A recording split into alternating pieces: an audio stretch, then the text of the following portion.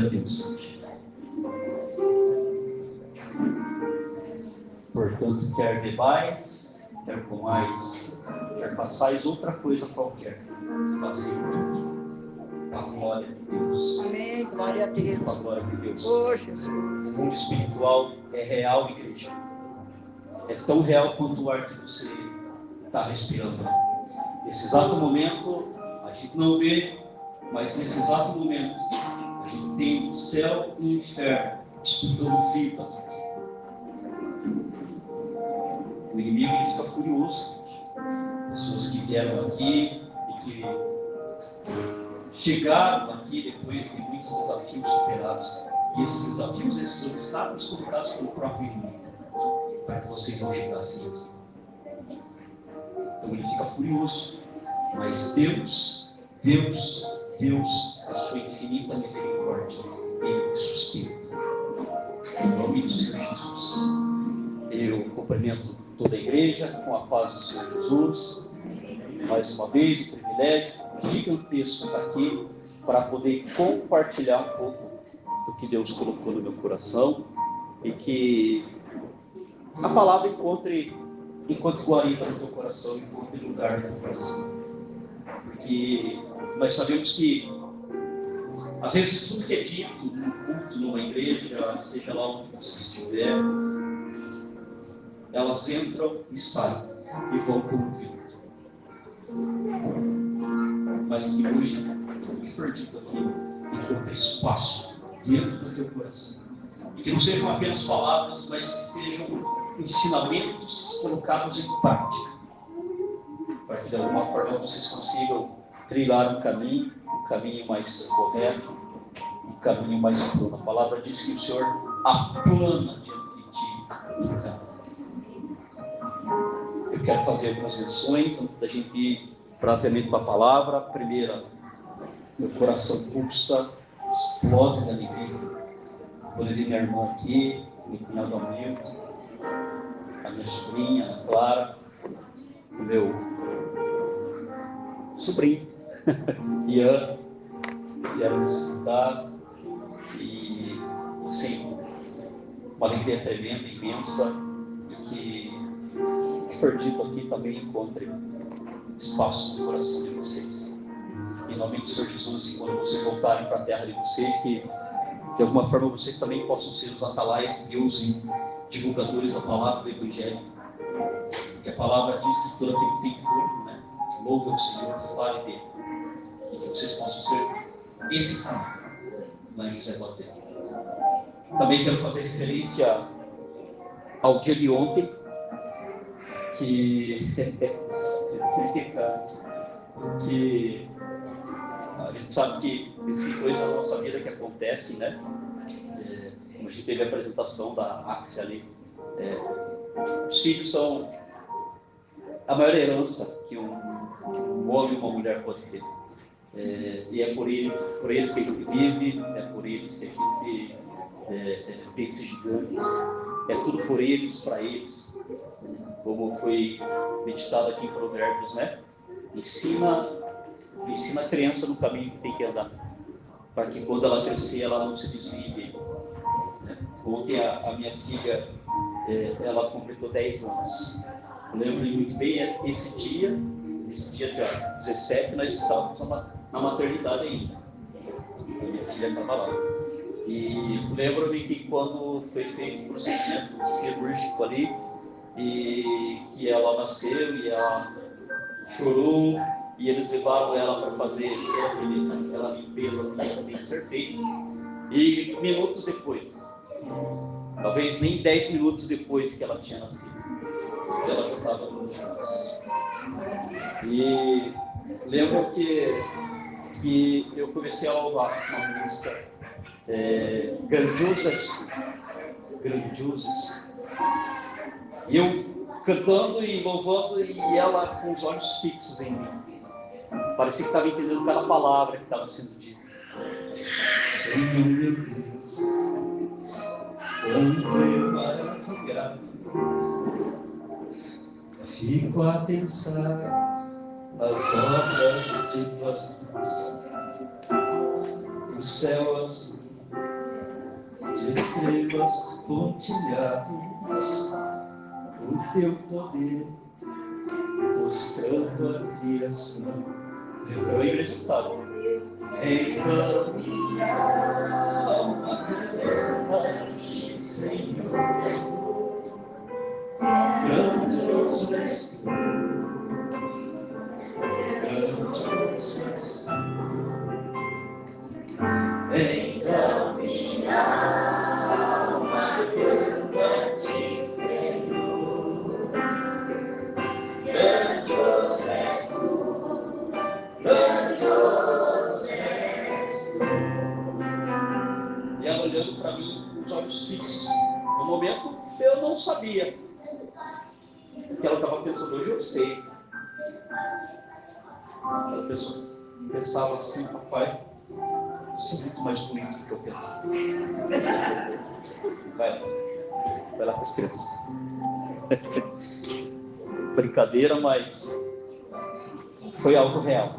É algo vivo e que eu tenha sabedoria suficiente para saber instruir ela no caminho que tem que ser. Porque a gente sabe que o nosso mundo, ele é um mundo cruel. A gente sabe que no mundo jaz o maligno. Satanás vive no mundo. E ele vai oferecendo manjares, um atrás do outro, jovens. As coisas fáceis, as coisas boas, em que a carne se deleita. Ele faz isso com uma habilidade tremenda. E bem-aventurados jovens, né, que se encontram debaixo do teto do templo de uma igreja, e que estão dispostos a ouvir e praticar a palavra do Senhor. Que eu tenha sabedoria suficiente para instruir ela nesse caminho. Assim como todos nós aqui, né? Todos nós queremos e almejamos que os nossos filhos, eu e a minha casa, serviremos ao Senhor. Eu e a minha casa, todos aqui que ainda não têm aquele ente querido, que em nome do Senhor Jesus, que Deus possa estar mudando destinos, reescrevendo histórias, para que todos aqueles teus entes queridos possam também um dia estar dentro do templo, aprendendo, aceitando, conhecendo a Jesus, vivendo o Evangelho, praticando aquilo que Cristo nos ensinou. Essa é a minha oração, igreja. Essa é a minha oração. Feche os olhos, Deus, vamos orar comigo. Feche os olhos, baixe sua cabeça. Senhor Jesus, sonda-nos, Pai, sonda-nos, e conhece os nossos pensamentos próprios, Pai, e conhece o nosso coração e vê se há em nós ainda algum caminho mau, Senhor. Guia-nos pela vereda da justiça. Senhor, talvez pessoas chegaram aqui nessa noite somente para agradecer por tudo aquilo que o Senhor tem feito, as coisas boas. Talvez pessoas chegaram aqui atribuladas, talvez pessoas aqui chegaram aqui com perguntas sem respostas. Talvez pessoas chegaram aqui descaminhadas, sem saber o que fazer. Mas que hoje, elas possam estar encontrando, Senhor, um caminho a seguir. Em nome do Senhor Jesus, que as respostas, que as perguntas possam ser respondidas, Senhor. Em nome do Senhor Jesus. Aleluia. Se você tem a tua Bíblia, por gentileza, livro de Deuteronômio, quinto livro da Bíblia, Deuteronômio, faz parte da Torá, o Pentateuco, quinto livro, escrito por Moisés. Deuteronômio quer dizer a nova lei, segunda lei. Moisés vai escrever esse livro. E o texto que se refere, os textos que iremos meditar, de alguma forma já foi cantado aqui, ainda hoje. Falou um pouquinho sobre deserto. E não sei se os irmãos conseguem ver lá, mas aqui vai falar sobre deserto. E deserto é um processo, é um passo, eu acho que todo mundo aqui inevitavelmente vai viver no deserto em algum momento da sua vida. Vai passar por um momento em que ele vai ser humilhado e será Vai passar por um momento em que ele vai ser provado e será. Vai passar por um momento em que ele será moído e será. Mas tudo isso com propósito, igreja. Tudo com propósito.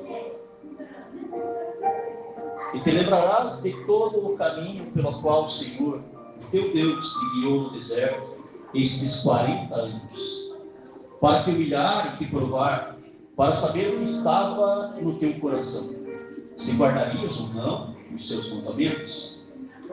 Ele te afligiu, outra tradução vai dizer, ele te humilhou e te deixou ter fome. Depois te sustentou com o maná que não conhecias e que teus pais também não conheceram, para te dar a entender que não só de pão vive o homem, mas de tudo o que sai da boca do Senhor. Deserto, igreja, é uma das palavras, um dos temas que mais aparece na Bíblia. Do início ao fim da Bíblia você vai ter referências a deserto. A palavra deserto aparece mais de 300 vezes na Bíblia. 337 vezes, para ser bem específico. Algumas dessas referências a deserto falam simplesmente da questão geográfica do deserto, alguém está passando por um deserto geograficamente falando, mas muitas dessas mensagens ou dessas passagens vão se referir a deserto como algo espiritual. Você estar passando pelo deserto. Porque deserto, ele lembra momentos de escassez. E deserto é isso, gente. Deserto, geograficamente falando, cientificamente falando, deserto ele é um local muito inóspito para você viver. As condições que são apresentadas ali para você desenvolver uma vida social e sociedade é muito dificultosa. Porque deserto nós temos variações de temperatura que talvez nós não conseguiríamos viver. Porque durante o dia, num deserto quente, chega a fazer 50 graus de temperatura. Durante a noite, chega a fazer 0, menos 1, menos 2 graus. Então, é uma amplitude térmica muito expressiva. E dificilmente pessoas têm habilidades para viver num ambiente tão oscilante como o deserto. O deserto é caracterizado pela ausência de chuva. Ora, se eu tenho chuva, eu tenho água. Se eu tenho água, eu tenho vida. Mas deserto é lugar de aridez. Por isso que muitas referências que se tem com relação a deserto é nesse sentido. As dificuldades que você passa. Mas é um processo. Deserto, espiritualmente falando, é um processo. A palavra vai falar de muitos, inúmeros personagens que vão ter experiências que vão mudar as suas vidas. O próprio Jesus. Jesus teve que ir para o deserto para vencer Satanás. No deserto que Jesus venceu. E tantas outras passagens que vão remeter a isso. As experiências de quem estava lá, mas conseguiu sair com uma vitória. Podemos dar um exemplo, porém, do próprio Moisés, que escreve o livro de Deuteronômio. Moisés vai ter experiências que são bastante expressivas ali em Êxodo, no livro de Êxodo. Bom, vocês sabem mais ou menos a história de Moisés, já ouviram falar muito, né? Mais ou menos, rapidamente falando, tinha José, que ele vai morrer. Depois que José morre, levanta-se um faraó que não conheceu a José e que ele combatia o crescimento dos hebreus. E em algum momento esse faraó ele emite um decreto de que crianças com recém-nascidas até mais ou menos uns 3 meses teriam que ser assassinadas. As crianças, principalmente os meninos. E a Bíblia vai dizer que a mãe de Moisés coloca ele num cesto com betume e coloca nas margens do rio Nilo, e o cesto vai e fica preso em juncos, e aí a filha do faraó vai ver a criança presa lá, e ela tira a criança adota a criança, e Miriam, a irmã mais velha de Moisés, vai falar: por que você não pega uma ama de leite, porque ela vai precisar mamar? E aí pega essa própria mãe de Moisés para ser a ama de leite. E Moisés era criado naquela sociedade rica, com um conhecimento expressivo, assim, uma sociedade que criou, inventou muitas coisas que são usadas até hoje, né? E Moisés ele vai criar esse caminho. Por 40 anos, Moisés ele vai com os hebreus, ele vai com os seus irmãos. E lá ele vê um egípcio agredindo um dos seus irmãos, e ele mata esse egípcio e enterra na areia. No outro dia, a mensagem já tinha virado fofoca e todo mundo já sabia o que ele tinha feito. Como resultado, Moisés foge para o deserto de Midian. E lá ele encontra algumas mulheres às margens do poço, 6 irmãs estão ali discutindo com o homem, e ele vai ali então à frente, e o pai dessas mulheres, chamado Jetro, ele vê a bravura de Moisés, e Moisés acaba casando com uma de suas filhas, chamada Zípora. E num belo momento, Moisés fica como pastor por 40 anos, pastor. Ele foi para o deserto com 40 e vai ficar pastoreando por mais 40 anos. Veja, ele estava 40 anos no deserto pastoreando. Às vezes, igreja, a gente está em uma vida, a nossa vida está tão na draga, que a gente acha que a gente nasceu para viver isso.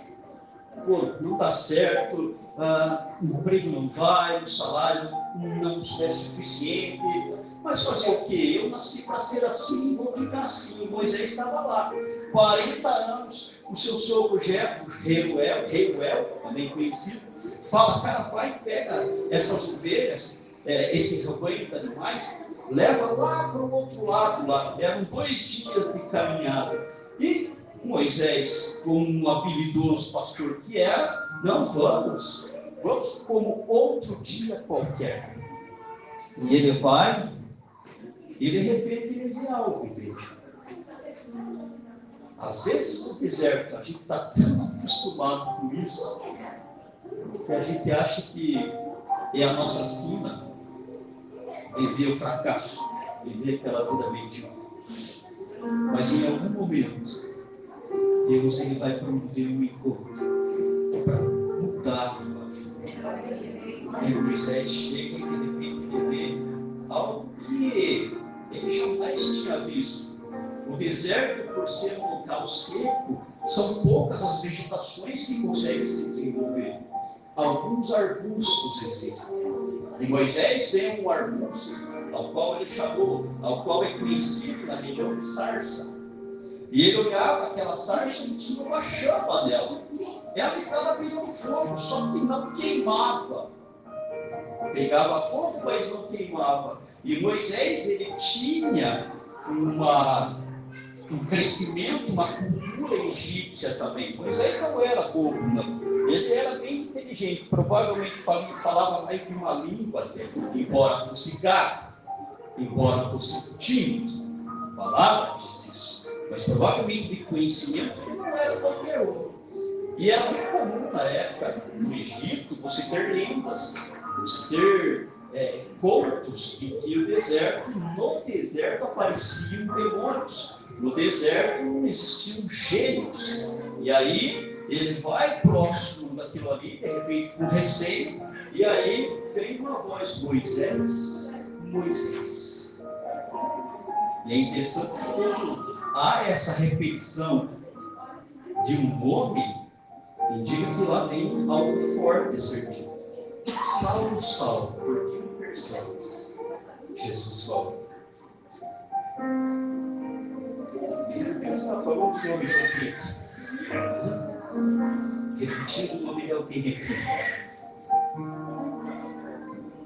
Grito. Menino. Hoje eu vou falar algo importante para você que vai mudar a tua vida.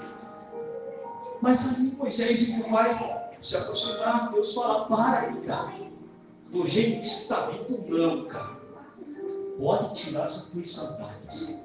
Você não vem de qualquer jeito, que tira isso daí.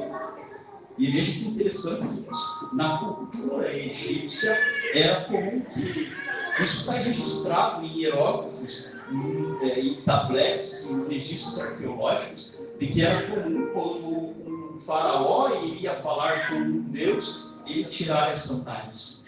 E aí, de repente, Deus, sabendo que Moisés, uma cultura egípcia muito forte, Deus fala para ele, cara, tira as tuas sandálias. Aí Moisés, opa, não é, acho que não é nenhum demônio. Acho que tem algo aqui. Daí quando ele repete o nome de Moisés, imagino que ali deve ter caído a fichinha dele. Ó, o Deus aqui, o Deus verdadeiro falando comigo. E aí ele vai falar com Moisés, e ele vai dizer, cara, eu ouvi o choro de todo o meu povo lá no Egito, e é você, cara, é você que vai libertá-los. E a Bíblia vai falar depois que Moisés ele vai lutar contra isso. Talvez Deus esteja falando com alguém aqui que você vai ter que fazer coisas que você não vai querer. Que você não vai querer o quê? Você vai achar que é um desafio maior. O teu conhecimento, as tuas forças. Mas Deus vai te falar, vai, cara. Vai, porque eu vou dar você. Você vai conseguir. A palavra vai dizer bem antes, em Gênesis, vai falar de um homem chamado Abrão e Sarai. Depois que eles tiveram seus nomes mudados para Abraão e Sara.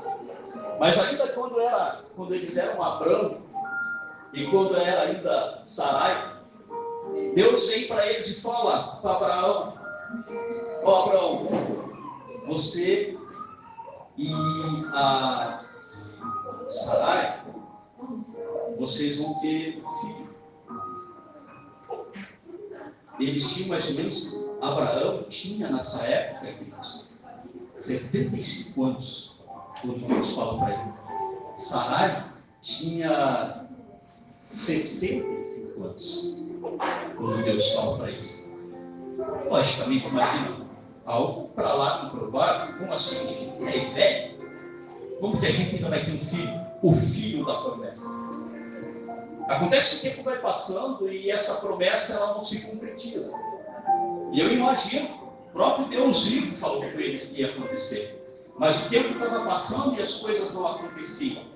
Vejam no texto, 40 anos eles ficaram andando no deserto, 40 anos, até chegar à terra prometida. Isso é paciência, igreja. E às vezes é o que a gente menos tem. É paciência, porque a gente já quer as coisas para ontem. E aí, eles estavam ali naquela espera, e a palavra diz que Sarai tinha uma escrava egípcia, chamada Agar. Provavelmente, essa escrava, ela foi muito requisitada para que alguém comprasse ela, porque, por ser egípcia, ela tinha uma bagagem de conhecimento absurda. Porque o Egito era a maior potência que existia na época.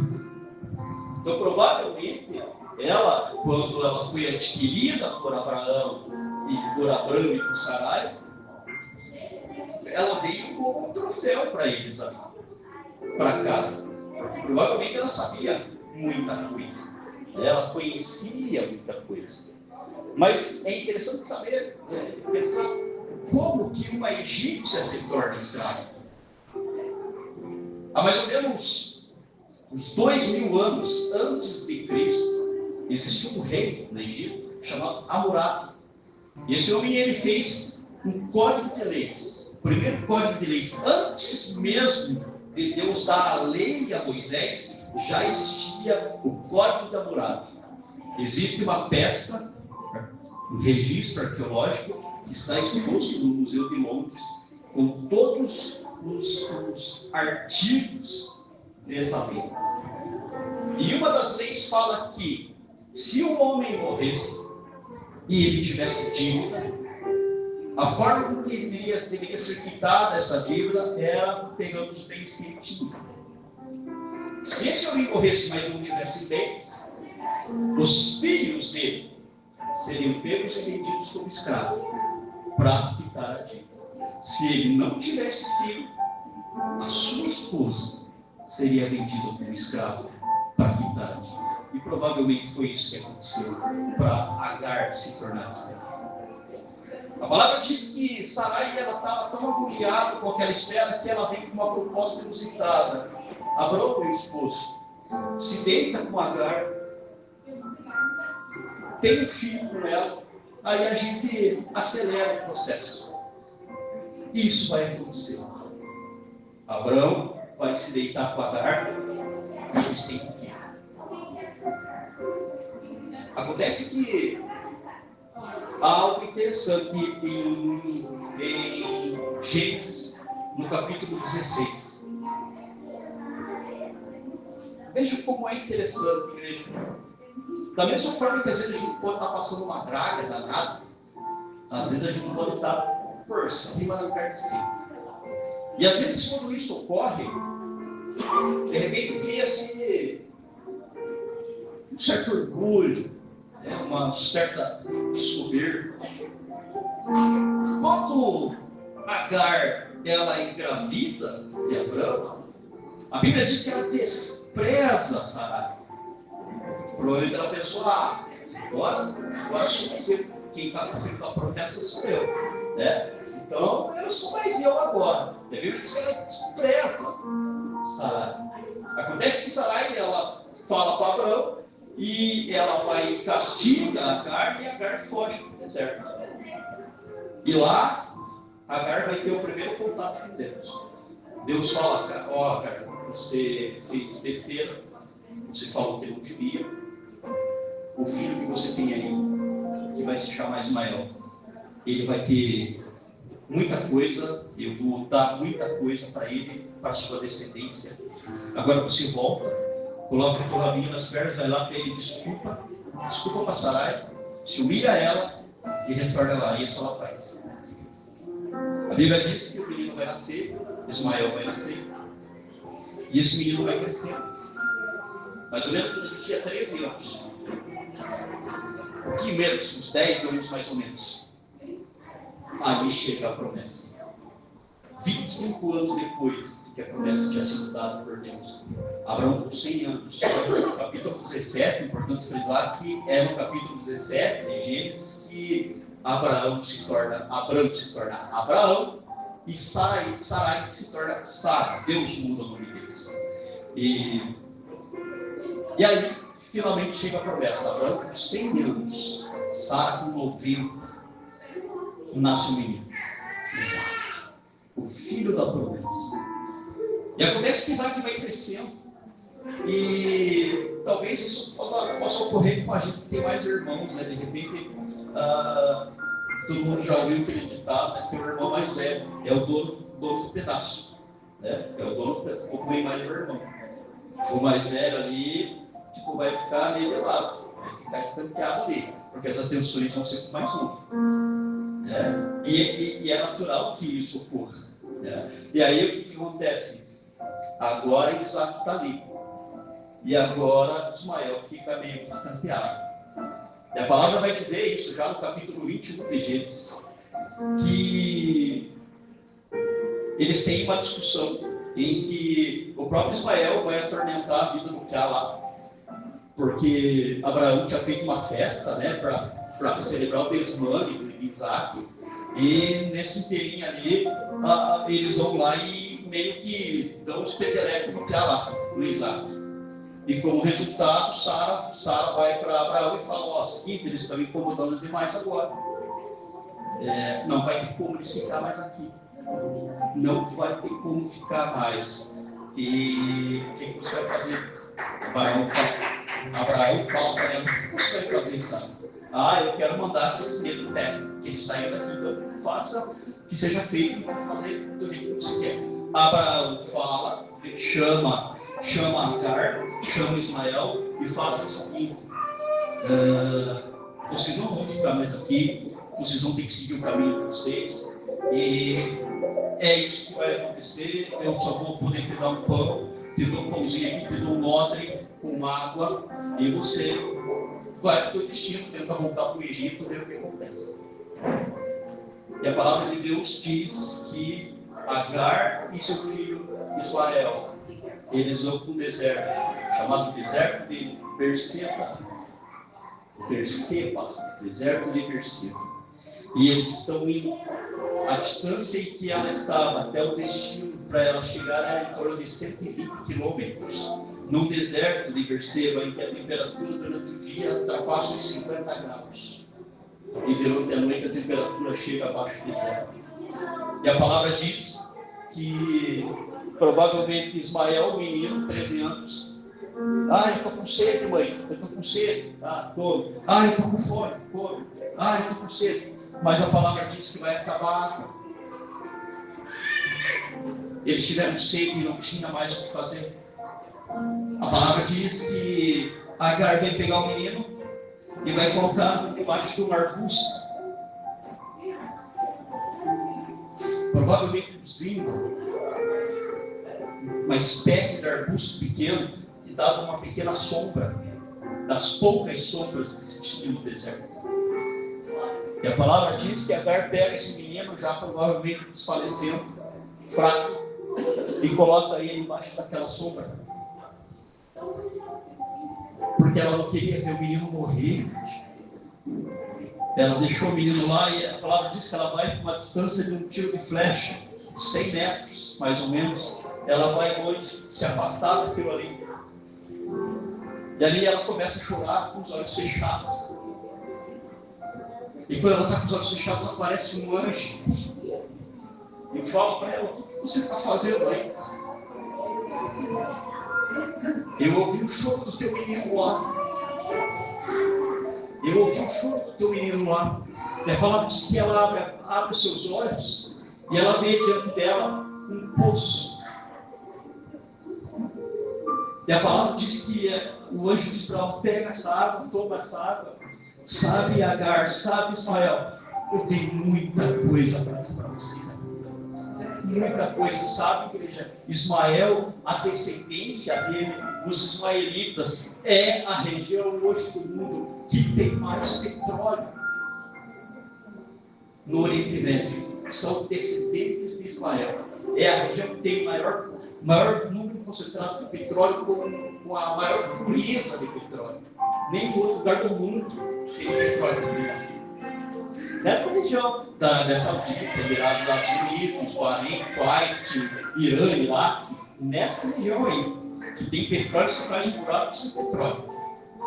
São todos descendentes de Ismael. Os ismaelitas. A palavra vai dizer em 1 Reis, capítulo 19, uma história muito conhecida de um dos maiores profetas que a Bíblia tem, chamado Elias. A palavra vai dizer que lá no capítulo 18, Elias ele consegue derrotar ali os profetas de Baal. No capítulo 19, Jezabel, a rainha Jezabel está furiosa com Elias e manda o recado: Elias, mete o pé, que eu vou pegar e vou te matar. A palavra diz que Elias começa a ficar nervoso e com medo, e ele mete o pé no deserto. Qual é o deserto? Deserto de Berseba, o mesmo deserto. E a palavra diz que ele está andando ali e que ele se cansa e ele se deita. Aonde? No arbusto, um zimbro. E quando ele está deitado ali, naquele zimbro, ele sente um toque. O anjo do Senhor. Ele diz: acorda, cara, olha aqui, ó, pão para você, tem água para você. Come, bebe. E a palavra diz que Elias ele dá mais uma pestanada ali, dá mais uma cochilada, e o anjo bate de novo nele. Elias, come mais um pouco. Come mais um pouco, bebe mais um pouco, e vai para onde você tem que ir. Para o Monte Oreb. E a palavra diz que Elias caminhou 40 dias e 40 noites com apenas aquela alimentação. Sabe o que igreja? Tem um arbusto aqui hoje, igreja. Tem um arbusto aqui hoje. Tem uns livros aqui hoje.